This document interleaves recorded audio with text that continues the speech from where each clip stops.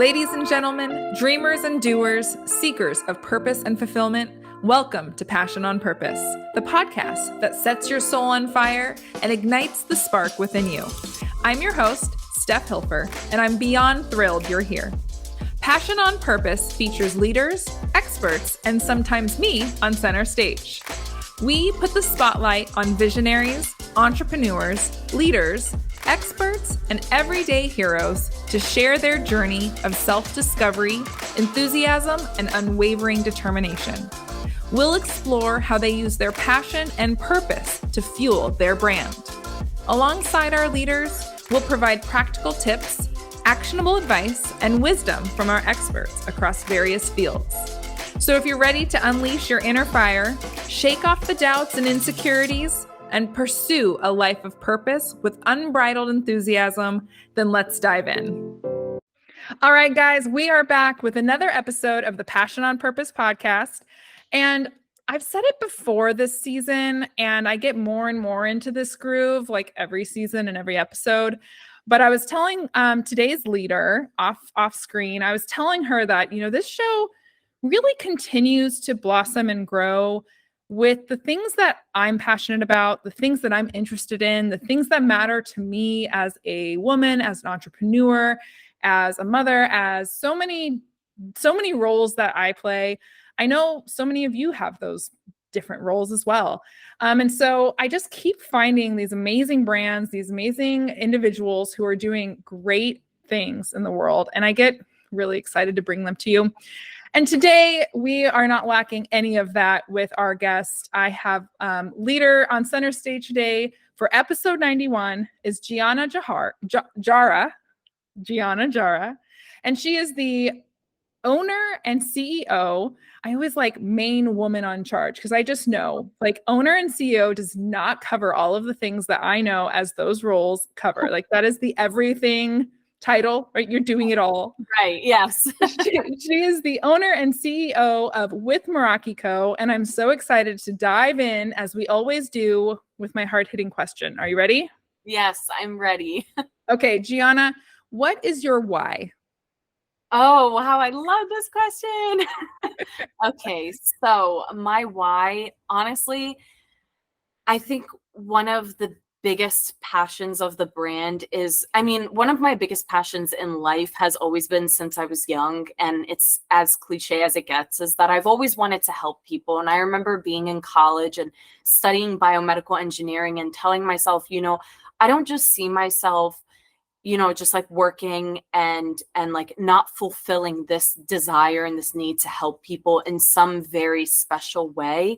And I didn't really know what that was while I was in college. And honestly, it wasn't until I had to go through my own struggle of battling urinary tract infections that lack of knowledge that I had surrounding urinary and vaginal health. And given that there's not enough research that goes into studying urinary and vaginal health, and literally across all demographics.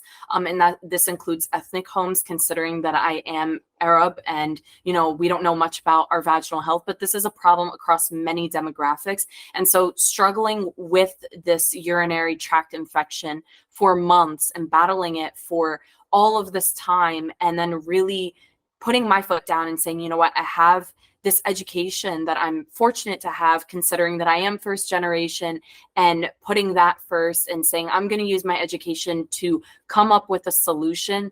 My why is really helping people with vaginas feel empowered and putting their vagina first. And whether that's education on urinary vaginal health and then also providing a product for that need, that's really become my why, is empowering women. And it's something that I'm so blessed and fortunate that I'm able to do. And it did take me struggling and me having my own battle to then wanting to really prevent anybody else from having to go through what I went through. Yeah. Can we get an amen? Like 50%. I'm sure it's got to be close, but like half of our world is women. Yeah. Like we have, Absolutely. There's so many of us and there's so many topics. There are so many things that we don't talk about as a society around our own health, our own desires, our own needs, our own wants. There's so many things that we just don't talk about. And so I love that every generation after us is just getting stronger and more boisterous and just speaking for us because we really need that. So I applaud you. I hate hearing though that it had to take a struggle, right, to get to where you are. But however, like struggles are where opportunities come from, and that's where growth comes from. So before we dive into kind of some of that specific struggle, you had said even from an early age, you always loved helping people. So my curiosity is spiked. What is Giana, like 5-year-old, 10-year-old, or 15-year-old? Like if we had a magic crystal ball and we can go back into time and just peek in on you, what are you doing? How are you interacting with people? What are people seeing of you? Oh, Giana is a people person. I love people. I love interacting with people. I've always just loved talking, and I was also very, very artistic from a young age. I remember being in kindergarten, and so like 6-year-old Giana was making books. So I was like taking construction paper and writing stories, and then I would like go up in the attic and I would try to find some way to hole punch the construction paper and tie it with like different kind of ribbon. And I would take like different shoelaces and dye them. And I was doing all these things like behind my parents' back, just being so creative and artsy. And I would make these books and I would take them to my kindergarten class. And I would ask my teacher if I could read to the class. And I would be the one sitting up with everyone on the rugs, and I'd be reading my books to everyone. So I was just always very artistic. I always I would buy, my mom always bought me like the little jewelry bead kits, and I would make a ton of different necklaces and bracelets. And I was always drawing, painting. I mean, you name it. I love arts and crafts. I was always so artsy. 15-year-old Giana really got into like cosmetology. I loved makeup. All of my friends were always like, Giana, you're going to do our makeup for an event that we have, prom, homecoming, whatever. So I was always the one doing makeup, hair. I was always braiding my volleyball teammates' hair. So I was just always just super creative, super artsy. And so that was one of those things that, that was so obvious in early childhood and even early teenage years. But of course, growing up in an ethnic home, my parents were like, no, you're going to be a doctor or a lawyer. Like, that's what makes money. You don't make money in arts and crafts. So I was kind of like, my heart was shattered, but I did find a love for science. That was the beautiful thing.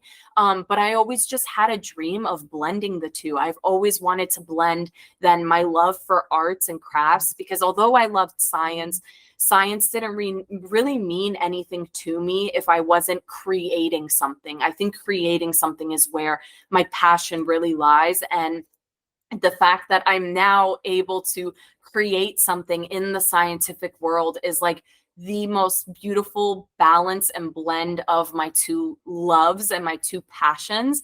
So little Giana just loved helping people from a very young age, loved talking to people, loved interacting with people, and loved arts and crafts. I really have not changed. I've been this way since I was little. So yes. Well, and you, not only were you creative and you loved helping, you were creative and you loved sharing your creations, right? yes. You made these books, Yes. and what did you do? You brought them to the class and you asked, can I share them? Yeah. Right? You created these bracelets, and what did you do? You shared them. Yeah. You didn't come in with 400 bracelets on your arms. Right. You're gifting these. And so I think it's such a beautiful testament to this innate, passionate, purposeful side of you that even as 6-year-old, Giana was doing, is you wanted to create to give. Yeah. Yes. You wanted to create to give to help. Yeah, absolutely. I very much, I mean, my parents have always said it. My brothers have always said it. That's very much my dynamic, was always wanting to give and give and give. And I think like art is a beautiful way to do that. Even, I think, when you do makeup for someone and someone looks in the mirror and they feel so beautiful, it's such a rewarding feeling to say, oh my God, like my art made you feel beautiful, Mhm. or doing someone's hair and they feel confident in their hair, and gifting them a beautiful bracelet, even if it's something I made at 8 years old. Or even when I was 15, my freshman year of high school, we were raising money for Breast Cancer Awareness Month in October. And I made like these pink shirts for everyone to wear at the football games. And I was designing them and we sold them and we raised money for breast cancer. So I think like really it's just art was a beautiful way for me to be able to connect with people and be able to make people feel special. And I think art is beautiful. And I'm so glad that I've been able to do art in the scientific world so that people feel good about themselves, but they're also making like a scientific impact on their body and on their health, which is equally as important to me. Yes, absolutely. I love the synergy that you just continue to embody as a human. When we find ourselves, when we lose ourselves and we get disconnected, which is why I love that question about, the youngest Gianna, what are we seeing? Going back and reinvigorating some of that innate youthful pieces of us really is so empowering. And it's really, hopefully, I hope a gift and a reminder to how truly, I mean, you're already doing something amazing, but it's just so innate in you, right? We had a little conversation off air. It's so you. It is so you. And own the crap out of that. Own the shit out of that. Like, I love it. Okay, so I want to talk about this. So with Meraki Co, and I absolutely love the name, and I have to tell this little story. I've never shared this story before. But when I was naming my business, when I was naming Vim, I, of course, as a creative industry, I'm like, I got to be creative, and I'm thinking through all of these different names. And Meraki was one of my contenders. I Oh my wanted God. I wanted a name that was a single word. I wanted a name that had an I in it for intention, and I wanted it was a bonus if it had an M for marketing. And so Meraki was one of my contenders. And Meraki, tell people what Meraki means to you, because I'm curious if we have like slight different understandings of it. Yeah, I was trying to name the business and I wanted to find like a very beautiful word, something that encapsulated my journey and my struggles of urinary tract infections and how important this brand means to me. Because, you start a business and you sell a product and you generate revenue, but it's deeper than that for me. It's not about selling a product. It's that I went through this struggle and I get it almost better than anyone else. And I am the scientist behind this. I live the experience. I am my own customer. And so taking care of my customers is so valuable to me.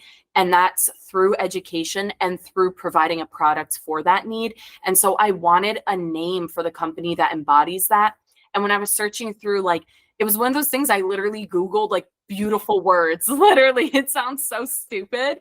And I Googled it and I just was like going through a bunch of words and I saw the word Meraki, and it said to do something with love, soul, and creativity, and to leave a piece of yourself in your work. And I was like, this embodies exactly what this product that I've been working so hard on, that I've been struggling with for so many months and 2 years at this point of urinary tract infections, then coming up with this formula and being in a lab and researching it, and all of the, as you will, blood, sweat, and tears that I was putting into this, it just embodied it. And so I thought, I was like, by adding with, I like to say that with Meraki Co is with the love, soul, and creativity Yeah. company. And so that's why I named it with Meraki Co. Sometimes I go by WMC, but really it's with love, soul, and creativity company. It just means the world to me, and it embodies what this brand stands for and what my company stands for, my mission statement, what I'm not just doing, what I wasn't just doing in year one, what I'm going to do in year two, and what I'm going to do every single year following this year. It's something that is important to me forever. Like that's the backbone of the brand. And I wanted that to be conveyed with the name of the company. I love that. It totally hits my geeky branding brain and heart and soul. So I absolutely love it. And that is very similar definition to what I recall reading and researching with that name. So I love that. So I want to dive into, thank you for sharing. I want to dive into this struggle because it's clearly the meat and potato. It's clearly the catalyst that got with Meraki Co. and you through clearly some hard things. And now you're helping others with it. So tell me a little bit about that and how with Meraki Co. came to be. Yeah.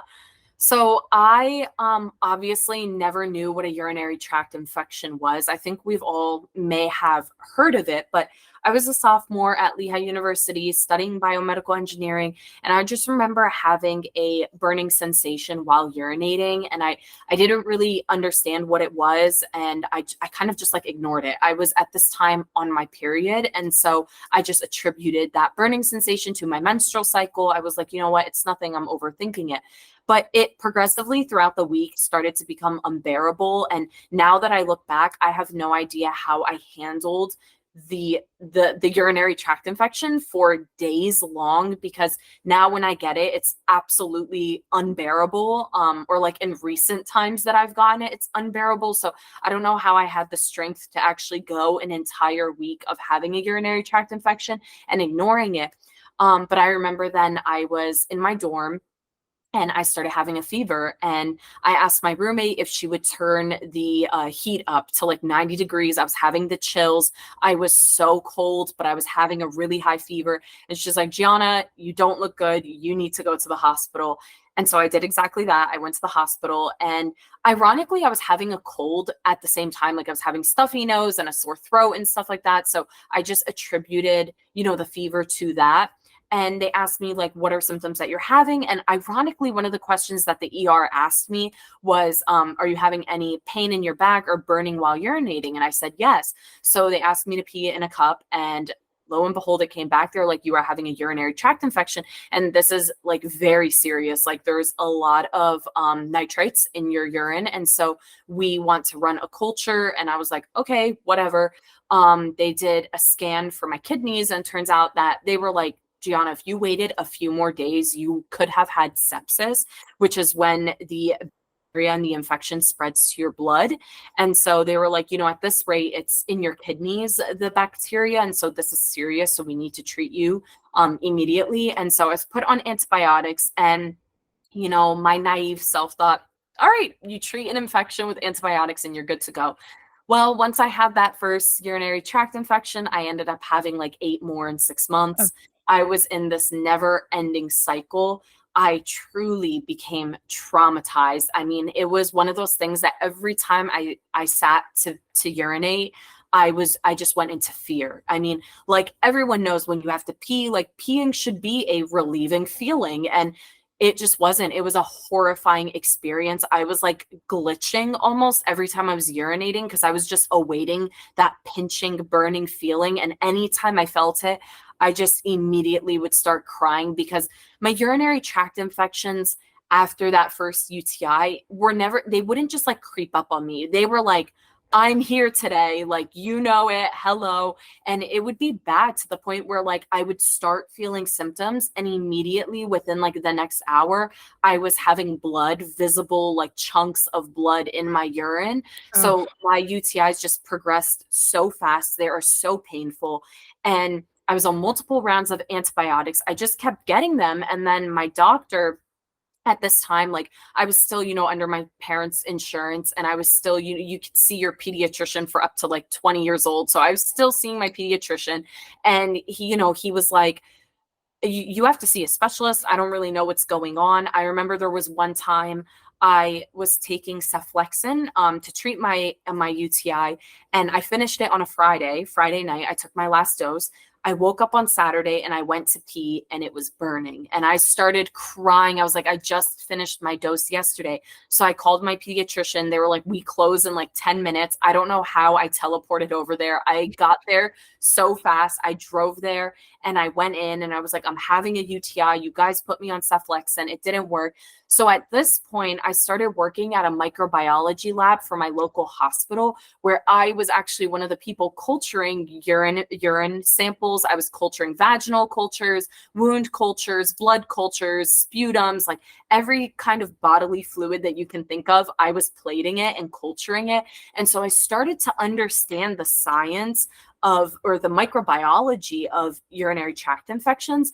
And I then started running antibiotic susceptibility testing at the lab. And so I learned about antibiotic resistance. And it was something that I touched on in my studies as a biomedical engineer. But then, like, running it, especially for like urine cultures, you get the culture back, they have E. coli, and then I'm running it to see if it's resistant against any kind of antibiotics so that we, the lab, know exactly what antibiotic to order for them. And so it was something that I realized not all doctors order. Not all doctors, A, order a urine culture, and B, order a susceptibility test, an antibiotic susceptibility test. And so I realized, like, I had to demand to my pediatrician order an antibiotic susceptibility test. And he kind of looked at me. He's like, you know what that is? And I was like, yes, I know what that is. And I absolutely need it ordered because clearly this antibiotic isn't working for me. And turns out I am resistant to cephalexin.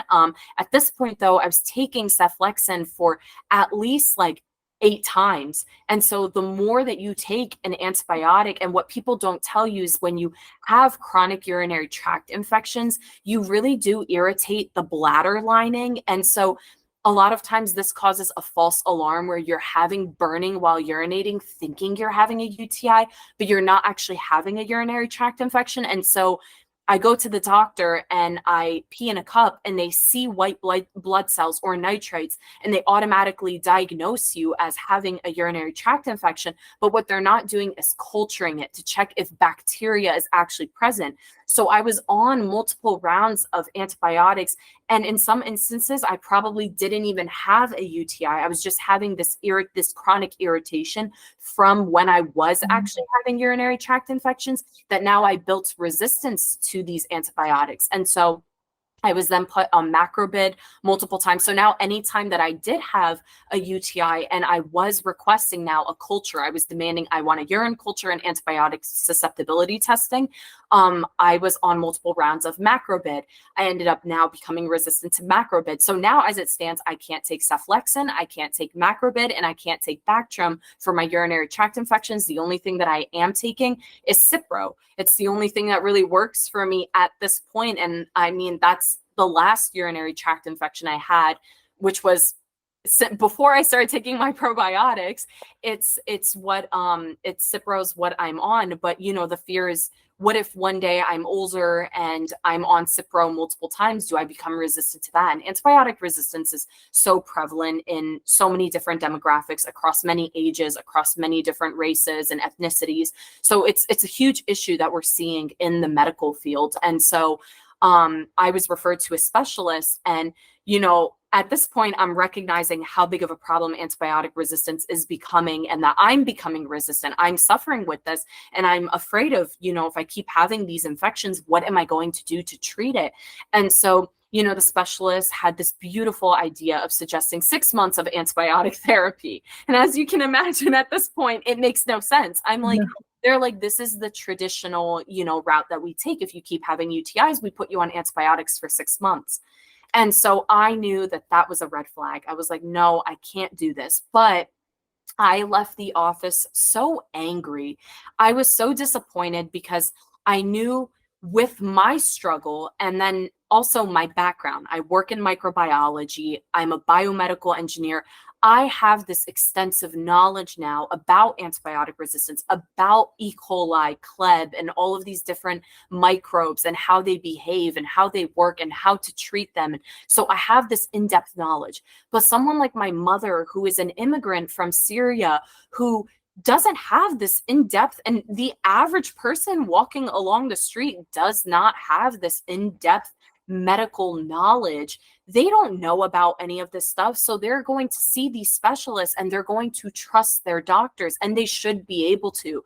And so the fact that I was recommended this and knew it was a red flag was just so disappointing to me, because someone like my mom would have trusted her doctor. Mhm. The average person would have trusted their doctor. And so this is where I was like, there has to be another solution. Like, I can't keep doing this. And so I did what every biomedical engineer knows how to do best, and that's research. And I started researching on PubMed and NCBI and started reading scholarly articles and medical papers. And I found the world of probiotics, and I started to learn that all of the antibiotics I was taking was actually killing my vaginal microbiome. It was not only killing off the bacteria that was causing the urinary tract infection, but it was also depleting my vaginal microbiome of good bacteria that is protective against pathogenic bacteria.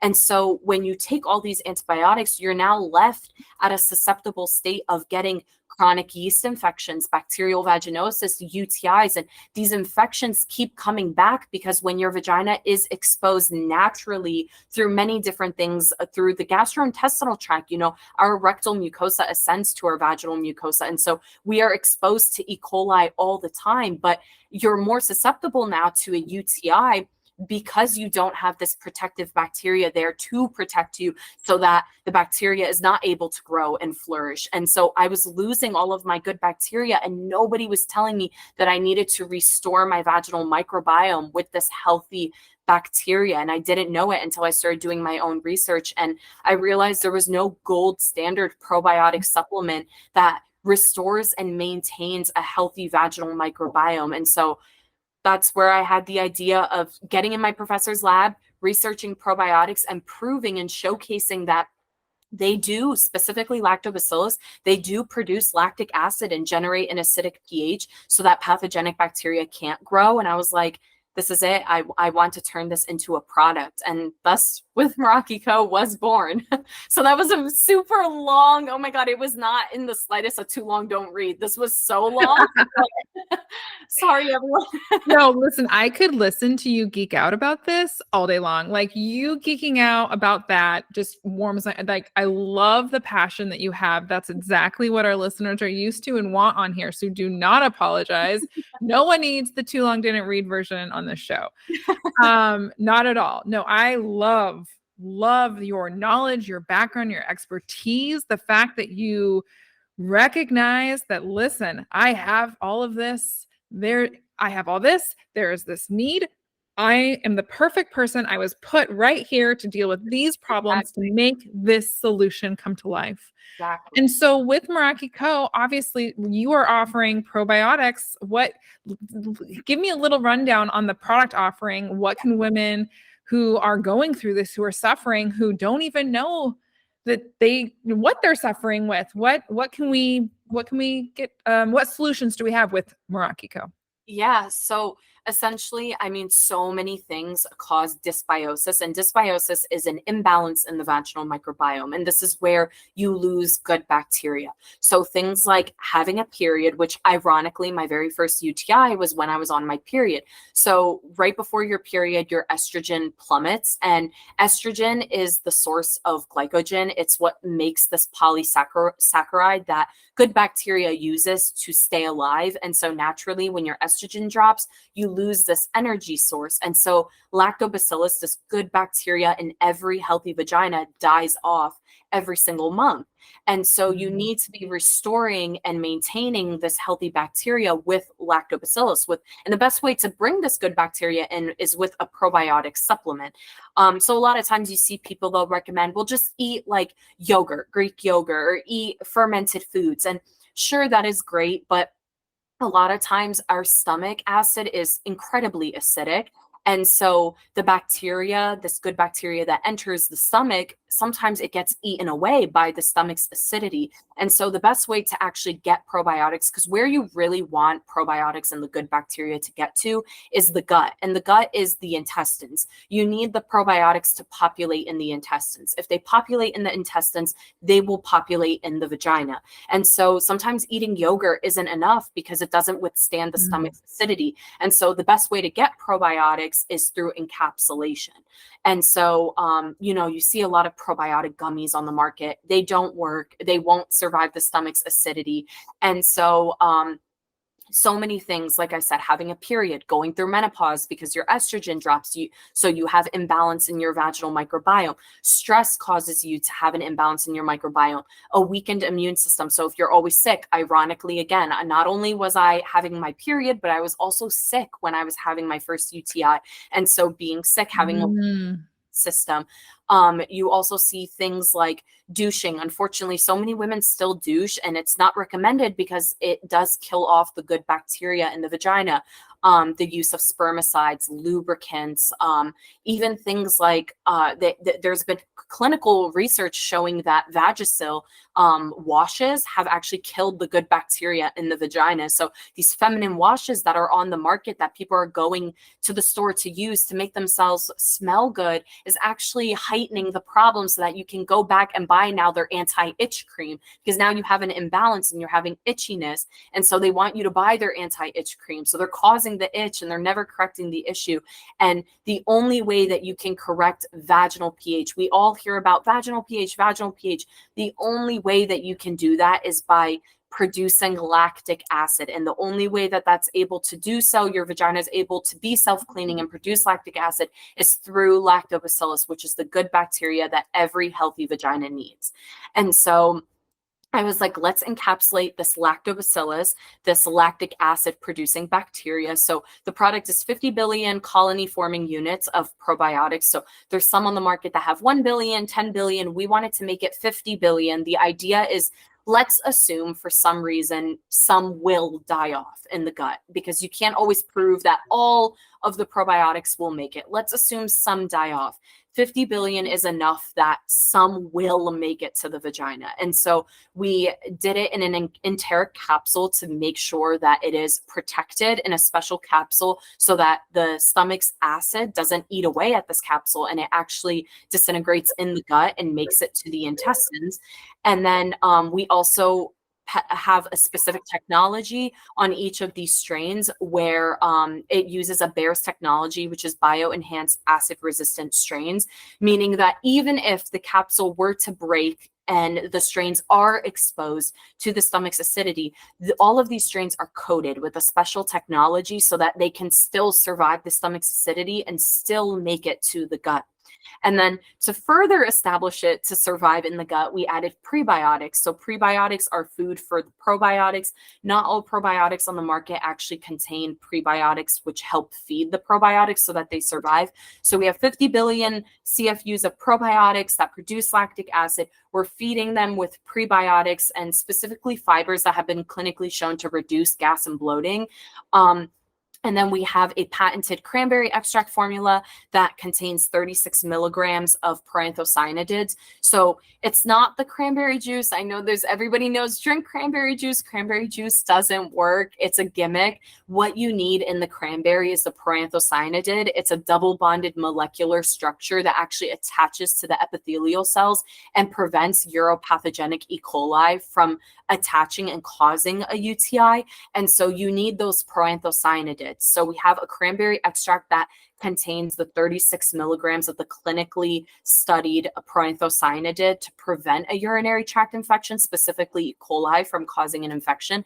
And then we have vitamin D. There's been research showcasing that vitamin D levels, healthy vitamin D levels, support a healthy urinary tract system. So you need high amounts of vitamin D to be able to have a healthy urinary tract, healthy kidneys.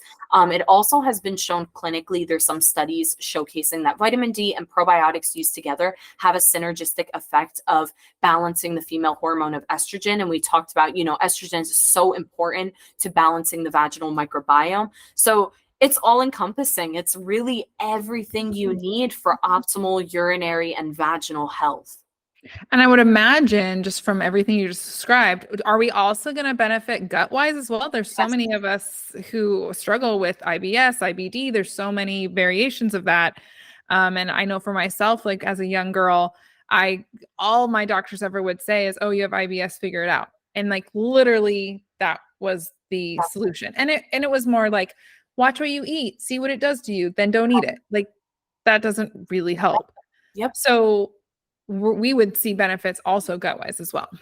Yes, and there's a strong relationship to a healthy gut, meaning a healthy vagina. There's a very strong relationship. If you don't have a healthy gut, you don't have a healthy vagina. And so all probiotics, for the most part, benefit the gut, just not all of them benefit the vaginal microbiome. So that's why these probiotics will absolutely benefit the gut and intestinal health, but these probiotics are going to produce lactic acid and generate this acidic pH in the vagina and protect the vagina, something that a gut health specific probiotic won't do for the vagina. So you will reap the benefits of overall gut health, but you'll also be getting the true root problem and solution is, the pH altering effects of these probiotics for the vagina. Yeah, I absolutely love that. I'm so excited to dive even more into the products that you offer. Like I said, I could listen to you geek out all day long. I love the passion that you have, the knowledge, like it's fascinating. I cannot wait to see and be a part of your brand continue to grow.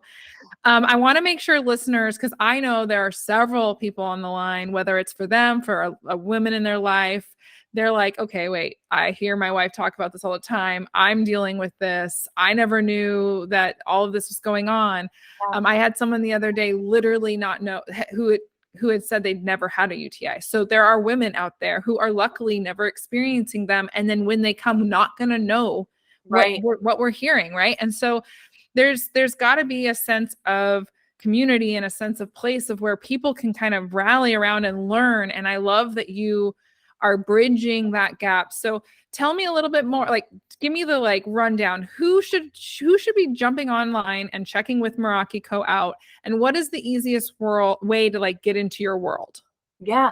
Anybody with a vagina. I always say you don't need to wait until an infection arises to be proactive about your vaginal health. Like I said earlier in the podcast, so many things cause us to lose good bacteria in our vaginas. And there's hormonal imbalances after pregnancy. There's hormonal imbalances when you're on birth control. There's so many different factors, like even just day-to-day stress. All of these things trigger yeast infections, bacterial vaginosis, UTI. And these things happen because we don't have that good bacteria there to protect us. And I think it's really important to know that even when you don't have a dominating presence of good bacteria, there are serious health complications that come with it. So there's been studies showing that women who have a lack of presence of good bacteria in their vagina are more likely to have a low birth weight baby and a prematured baby. They also are more likely to suffer with infertility. There's a link between dysbiosis in the vagina and infertility. And then also you're at an increased risk of contracting STI. So if you are sexually active, you are at an increased risk of contracting one of these pathogens that cause a sexually transmitted infection when you don't have this good bacteria, and leaving an STI untreated, and even bacterial vaginosis. There's been studies showcasing that these cause pelvic inflammatory disease. And so there's serious things and serious health issues that come with having an imbalance in the vaginal microbiome. So it's not just about, oh, if you're sexually active, or, oh, if you just have a vagina, that's it. All you need to have is a vagina to be proactive and take a probiotic. We absolutely need probiotics and good bacteria in our vagina. And I educate people on how stress affects it, and how your day-to-day life and how your period can trigger it. And that was my case. My period and my stress and my immune system just happened to trigger it. And that's the case for so many people. So many people get stress-related yeast infections. And so I've really built a community on educating people about this through TikTok. So my TikTok, Giana MJ, is where I do all of my educational videos, and I've really built such a strong community and customer base there, where I love interacting with my audience. I love seeing what people want to know. If I just made a video on bacterial vaginosis, and I had people talk about yeast infections. I need to know more about yeast infections. That's what I struggle with. And I just love hearing people, or people are like, what do you think of boric acid? And all of these things that, people know about, but want to know more because they trust me as the scientist and as the biomedical engineer and as the person who went through it. So building that, and then getting people to join my my email list so that they can get the informational infographics that we send out via email and things like that, and the Instagram, and just engaging and creating this community. That's really like where the bulk of it is educate. The education is so important. Less than 2.5% of publicly funded research goes into studying solely female reproductive health. There's 7 times that amount that goes into studying erectile dysfunction, which only affects 17% of men, in comparison to pre- and postmenopausal syndrome, which affects 90% of women. And so women are completely underrepresented. There's neglect in the medical field for female reproductive health, especially in women of color. And so I think it's just so important to push the education for all women and anyone with a vagina. I also like to note that people who are trans, who are going through hormone changes and hormone therapy, they are experiencing imbalances in their vagina and don't have a solution and don't know the science behind probiotics. And so education is just so important, and building this community through TikTok, through Instagram, and even through my website, which is just shopwithmerakico.com. I really love to just build this community and make blog posts and all these educational forums to make sure that I'm educating people on the problem and the solution, and then creating products for that need. I absolutely love it. I think there is like the community element, the education, the being Giana and being out there and supporting by giving this knowledge to Instagram, to TikTok, right? That's what people really want when they show up on these platforms. They don't want to just be sold to. They want to truly understand what is going on with me? Why is this happening? And who can I trust? And so I absolutely love that. We'll make sure that we have the shopwithmerakico.com in the show notes, but also you had graciously offered to gift my listeners. And so talk a little bit about that before we wrap up, because I want to make sure that they get in on this. Yes. So all of the beautiful listeners today, if you'd love to try the product for the first time, we have a discount code of 15% off. So it's just POP 15 at checkout. If you use that, it'll apply 15% off your order and you will get your product. So I just wanted to make sure that you guys had that, because I'm so grateful to be on the podcast today. And I wanted to offer a little something special for all of the listeners. I really, really appreciate that. I will say, I feel it's at times, and this happens in a lot of industries, but just, I can speak for myself as a woman. I see that we are a target so often for the gimmicks, for the things, for the products we need to buy. And I've just never heard someone so educated and passionate behind this true need in our community, in our women's health. And so I'm excited to go check it out. I'm excited to try it for myself. I'm excited to share a review. Thank you so much for coming on. Thank you so much for having me. It's such a pleasure. I love talking about my product, and meeting you and talking about it has just been such a pleasure. So thank you so much for having me. Yes, of course. It's you are the perfect fit for the Passion on Purpose podcast. I love it. I love it. All right. I appreciate you so much. And all right, guys, talk to you next time. Thank you so much for tuning in to another episode of the Passion on Purpose podcast. I truly hope you got a lot of value out of this episode. So if you did, please rate, review, and share. If you are interested in being a guest on the show, whether a leader or an expert, please go to getvim.com/podcast, and you will find our application page, or reach out to me directly and I can give you more information.